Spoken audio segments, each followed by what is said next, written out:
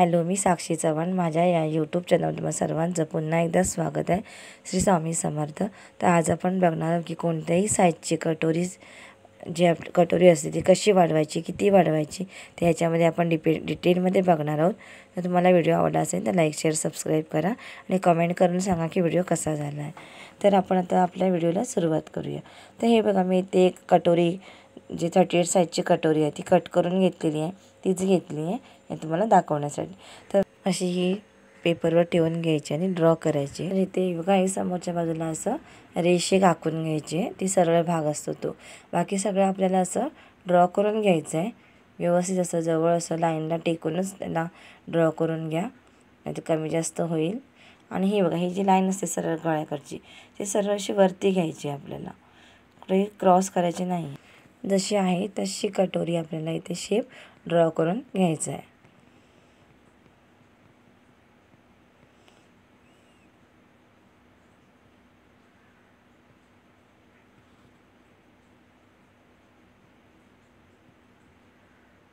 अशा पद्धतीने बघा आपण असं ड्रॉ करून घेतलेलं आहे. तर आपल्या इथे मार्जिन आपण किती घेणार आहोत? 1.25 इंच. तर 1.25 इंच म्हणजे एक इंच आणि 2 पॉईंट एवढं आपण इथे मार्जिन वाढवणार आहोत. तर आपण जी माझी कटोरी आहे 38 साईजची आहे, त्याच्यामुळे छातीचा जो उभार आहे तो कमी आहे, त्यामुळे मी 1.25 इंच घेते. तर आपल्याला कटोरी मोठी पाहिजे असते ना, तर त्यामुळे आपण काय करतो, 1.5 इंच घेतो. तर 1.5 इंच घेताना आपण काय करायचं, छातीमध्ये जे उभार बघायचं किती येतो आहे, म्हणजे अप्पर चेस्ट आणि छातीमध्ये तर किती गॅप येतो, त्याप्रमाणे आपण हे कमी जास्त करू शकतो. तर आता आपल्याला इथे काय करायचं आहे, जे आपली कटोरी मेन कटोरी आहे त्याचं मध्य काढून घ्यायचं आहे. हे बघा असं.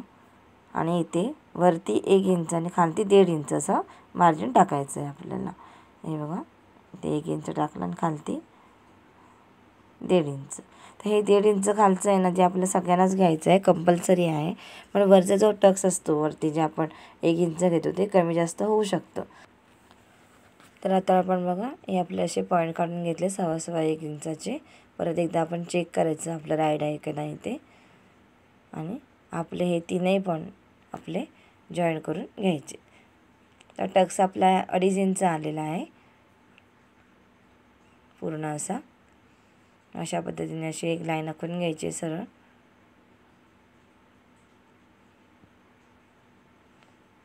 आणि इथे फ्रंट साईडला मी फक्त 1 पॉईंटने असं इकडे, हे बघा इथे 1 पॉईंटने फक्त वाढवलं आहे, जास्त नाही वाढवलं आहे. समजा तुम्हाला टाईट होत असेल तरच वाढवा, नाहीतर वाढवायची काही गरज नाही आहे, काही हरकत नाही वाढवलं तरी. सरळ अशी लाईन आखून घ्यायची. तर आता मी इथे कटोरी जी आपली पहिली मेन कटोरी आहे ती घेतली आणि अशी 4 फोल्डमध्ये फोल्ड केली. जी बाजू असते आपली, जी आपण शेप असतो तिकडे, तिथे अशी फोल्ड करून घेतली आणि अशा पद्धतीने असे 4 भाग करून घेतले. ते इथे मार्क करून घ्यायचे आहेत आपल्याला. अशा पद्धतीने केलात ना तर मग तुमची कटोरी कुठे कमी जास्त होणार नाही, अजिबात घोळ येणार नाही, कुठे काही होणार नाही आहे. तर हे बघा, हे 4 व्यवस्थित असे 4 भाग झालेले आहे. मग नाही समजत असेल तशी टेप धरायची आपल्याला आणि असं मोजायचं आहे आणि त्याचे मग असे 4 भाग करायचे. तर असे हे बघा आपले 8 आले आहेत. त्याप्रमाणे आपल्याला असे 4 भाग करून घ्यायचे आणि ते मार्क करून घ्यायचे 2-2 इंचावरती. तर आता आपण काय करणार आहे, ते वरच्या बाजूला जिथे आपला गळा असतो तिथे 1/2 इंच वाढवणार आहे. इथे 1/2 इंच, इथे 1.25 इंच आणि इथे 1 इंच. आधी खालते आपण इथे ऑलरेडी 1.25 इंच घेतलेला आहे, त्यामुळे तरी पण आपण चेक करून बघायचं असं मार्क करून घ्यायचं. तर आता आपण असं हळूहळू असं शेप देत खालती जायचं आहे आपल्याला.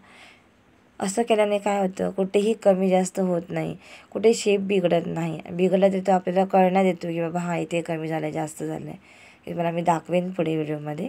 हे बघा, हे असं आपल्याला झालं असं कधी, हे बघा. तर इथे बघा थोडंसं इथे आतमध्ये आलेलं, त्यामुळे काय आलं, शेप बिघडू शकतो ना, म्हणून आपण असं परत एकदा असं मार्कर फिरून घ्यायचं आहे आणि व्यवस्थित असा शेप द्यायचा आहे. तर हे बघा आपले किती छान झाली आहे कटोरी. तर हे बघा इथे 1/2 इंच, 1/2 इंच, 2.25 इंच, 1 इंच आणि ते 1.25 इंच. अशा प्रकारे तुम्ही मी इथे पाहिजे तसं लिहून पण ठेवू शकता, नाही तर स्क्रीनशॉट पण काढू शकता याचा. इथे मी 1.25 इंच वाढवली आहे कटोरी ही. इथे 1.5 इंचचा टक्स हा सगळ्याला कंपल्सरीच आहे, घ्यावाच लागतो हे 1.5 इंच. आणि ते वरती जे आपण 1 इंच घेतलं आहे त्याच्यामध्ये चेंज होऊ शकतं, कारण आपले उंचीप्रमाणे आपलं टक्स बदलतो. तर इथे 1 पॉईंटने असं 1 पॉईंटने वाढवलं आहे मी, ते पण मला दाखवून ठेवलं आहे. पाहिजे तर स्क्रीनशॉट मारू शकता आणि लिहून पण ठेवू शकता. तर चेक करून घ्यायची आपली कटोरी बरोबर आहे काय, आणि कट करून. आता आपण हे कट करून घेऊया. आणि तुम्हाला माझा व्हिडिओ आवडला असेल तर लाईक, शेअर, सबस्क्राईब करा आणि कमेंट करून सांगा की कसा झाला आहे व्हिडिओ माझा, कटोरी कशी झाली आहे मला कमेंट करून सांगा.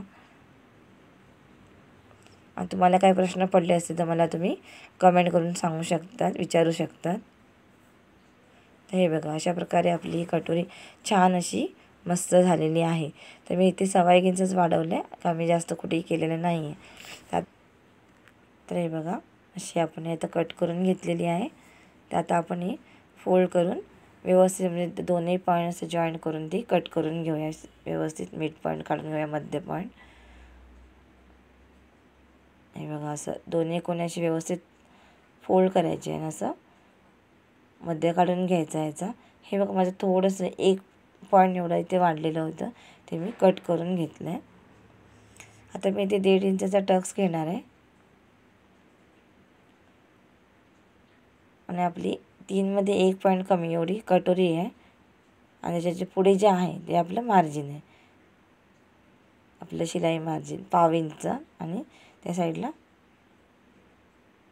3 पॉईंट एवढं आपलं मार्जिन राहतं.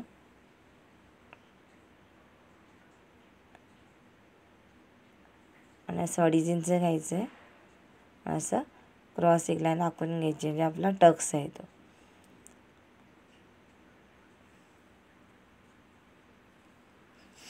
आणि ते असं फोल्ड करून घ्यायचं आहे.